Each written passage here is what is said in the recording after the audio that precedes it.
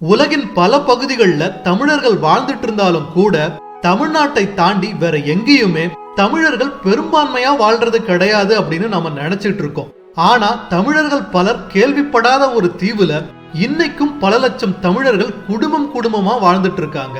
அந்த தீவு எங்க இருக்கு, தமிழர்கள் அங்க எப்படி வாழ ஆரம்பிச்சாங்க, இப்படி பல தகவல்களை தான் இந்த பதிவுல நாம பார்க்க போறோம்.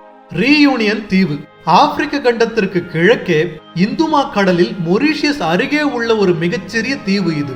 சுமார் 2500 சதுர கிலோமீட்டர் பரப்பளவை கொண்ட இந்த தீவின் மொத்த மக்கள் தொகை 8.5 லட்சம். இதுல 2 லட்சம் பேர் தமிழர்கள்.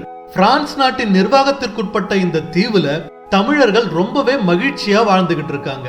சுமார் 180 ஆண்டுகளுக்கு முன்னாடி பாண்டிச்சேரி பிரெஞ்சு பிரதேசமா இருந்தது. அப்போ பாண்டிச்சேரியில இருந்தும் தமிழகத்தின் பிற பகுதிகளில் இருந்தும் தரகர்கள் மூலமா ஆள் திரட்டி ரீயூனியன் தீவுல உள்ள கரும்பு தோட்டங்கள்ல வேலை செய்யறதுக்காக ஒப்பந்த அடிப்படையில தமிழர்கள் இங்க இருந்து அழைத்து செல்லப்பட்டார்கள். பாண்டிச்சேரியும் ரீயூனியன் தீவும் பிரெஞ்சு பிரதேசங்கிறதால விசா, பாஸ்போர்ட் போன்ற எந்த பிரச்சனைகளும் பெருசா இல்ல.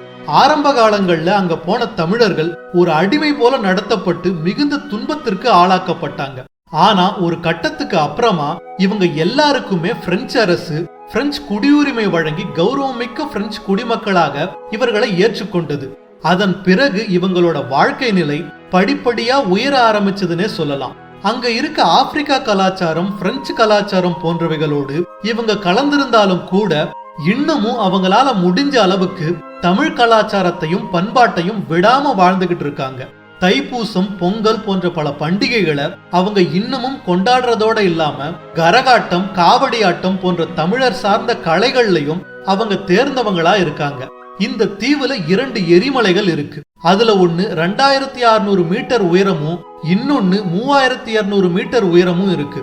இந்த எரிமலைகள் இதுவரைக்கும் 100க்கும் மேற்பட்ட முறை நெருப்பு குழம்புகளை கக்கி இருக்கு அப்படிங்கிறது குறிப்பிடத்தக்கது.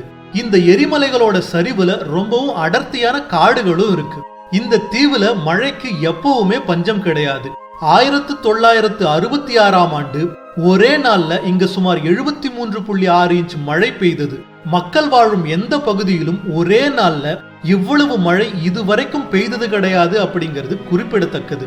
இவ்வளவு அழகு வாய்ந்த இந்த தீவில் வாழும் மக்களுக்கு தமிழ் மீதும் தமிழர் சார்ந்த கலாச்சாரங்கள் மீதும் அளப்பரிய ஒரு பிரியம் உண்டு. அவர்கள் கற்றுக்கொண்டுள்ள தமிழையும் கலையையும் கலாச்சாரத்தையும் இன்னும் அவங்க மேம்படுத்திக்கணும்னு நினைக்கிறாங்க. தமிழகத்துல இருந்து தமிழையும் இசையையும் இலக்கியத்தையும் நாடகத்தையும் அவங்களுக்கு யாராவது கற்றுத்தர மாட்டாங்களா அப்படிங்கிற ஏக்கம் இன்னைக்கும் அவங்க கிட்ட இருக்கு. இது போன்ற மேலும் பல தமிழர் சார்ந்த தகவல்களை தெரிந்து கொள்ள பயாஸ்கோப் சேனலை சப்ஸ்கிரைப் செய்யுங்கள். நன்றி, வணக்கம்.